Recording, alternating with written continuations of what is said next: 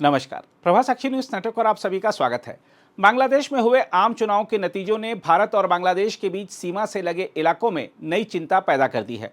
शुक्रवार को आए परिणामों में कट्टर रुख वाली पार्टी जमात ए इस्लामी और उसके सहयोगियों ने सीमा से लगे कई इलाकों में अच्छी सफलता हासिल की है।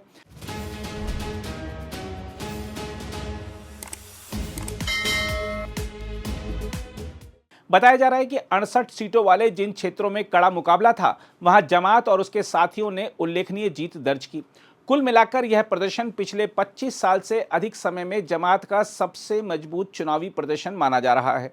राजनीतिक विश्लेषकों का मानना है कि जमात इस्लामी का इतिहास और उसका वैचारिक झुकाव पाकिस्तान के करीब माना जाता रहा है, इसलिए उसके उभार को भारत की सुरक्षा नज़र से भी देखा जा रहा है। भारतीय जनता पार्टी ने भी इस पर चिंता जताई है। पार्टी का कहना है कि सीमा के दोनों ओर कट्टर सोच का फैलाव भविष्य के लिए चुनौती बन सकता है। बीजेपी नेता और केंद्रीय मंत्री सुकांत मजूमदार ने कहा कि बांग्लादेश एक अलग देश है और वहां की नई सरकार से उम्मीद है कि वह कानून व्यवस्था मजबूत रखेगी और अल्पसंख्यकों की सुरक्षा सुनिश्चित करेगी। उन्होंने कहा कि सीमा के पास जमात की जीत चिंता का विषय है और यह दिखाता है कि सीमा के दोनों ओर कट्टर सोच को समर्थन मिल रहा है। उन्होंने कहा कि भारत को इस स्थिति पर नजर रखनी होगी और सीमा प्रबंधन को और मजबूत करना होगा। देखिए, बांग्लादेश एक अलग देश है। उनकी जनता ने जो सिद्धांत लिया, जो उन लोगों ने जो डिसीजन लिया, इसके लिए बीएनपी को कांग्रेचुलेट करते हैं हम आपको बता दें कि पश्चिम बंगाल के कई जिले ऐसे हैं जिनकी सीमा उन बांग्लादेशी इलाकों से लगती है जहां जमात को सफलता मिली है। इनमें दक्षिण 24 परगना, उत्तर 24 परगना, नदिया, मुर्शिदाबाद, मालदा और अलीपुरद्वार प्रमुख हैं। इन जिलों में पहले भी सीमा पार आवागमन, तस्करी और अवैध गतिविधियों को लेकर चर्चा होती रही है। अब राजनीतिक बदलाव ने सुरक्षा एजेंसियों का ध्यान फिर से इन क्षेत्रों पर केंद्रित कर दिया है। बांग्लादेश के भीतर देखें तो जमात ने पश्चिमी हिस्से के कई इलाकों में अपना प्रभाव बढ़ाया है। सतखीरा, मयमनसिंह, राजशाही, रंगपुर और गाईबांधा जैसे इलाकों में पार्टी की पैठ मजबूत होती दिख रही है।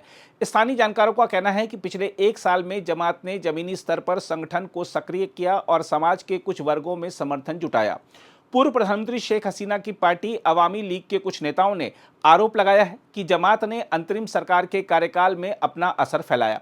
अवामी लीग के पूर्व सांसद सलीम महमूद ने कहा कि जमात एक कट्टर संगठन है जिसकी सोच लोकतांत्रिक दलों को कभी स्वीकार नहीं रही।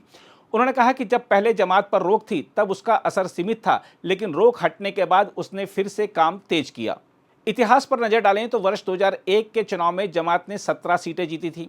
वर्ष 2008 में उसका प्रदर्शन घटकर 2 सीटों पर आ गया था। वर्ष 2013 में बांग्लादेश के सुप्रीम कोर्ट ने जमात का पंजीकरण रद्द कर दिया था, जिसके बाद उसकी राजनीतिक गतिविधियों पर असर पड़ा। बाद में शेख हसीना सरकार ने जमात पर प्रतिबंध लगाया था। हालांकि वर्ष 2024 में अंतरिम सरकार ने यह प्रतिबंध हटा दिया, जिसके बाद पार्टी ने खुलकर संगठन विस्तार शुरू किया। वर्तमान नतीजों ने बांग्लादेश को आंतरिक राजनीति के साथ साथ क्षेत्रीय समीकरणों पर भी असर डाला है। भारत और बांग्लादेश के बीच लंबे समय से सहयोग, व्यापार और सुरक्षा संवाद चलता रहा है। ऐसे में सीमा से लगे इलाकों में किसी भी तरह का कट्टर राजनीतिक उभार दोनों देशों के नीति निर्धारकों के लिए विचार का विषय बन गया है। विशेषज्ञों का कहना है कि आने वाले महीनों में यह देखना महत्वपूर्ण होगा कि बांग्लादेश की नई सरकार किस तरह काम करती है, कानून व्यवस्था को कैसे संभालती है और सभी समुदायों का भरोसा कैसे बनाए रखती है। वहीं भारत की ओर से भी कूटनीतिक संपर्क और सीमा सुरक्षा पर जोर बढ़ने की संभावना है। फिलहाल चुनाव नतीजों ने क्षेत्र की राजनीति में नई बहस को जन्म दे दिया है और दोनों देशों की नजरें आगे के घटनाक्रम पर टिकी हैं। अगर आप भी लेना चाहते हैं देश दुनिया की तमाम जानकारी तो आज ही सब्सक्राइब करें हमारे चैनल को। साथ ही नीचे दिए बेल आइकन को जरूर दबाएं ताकि हर अपडेट आप तक पहुंच सके।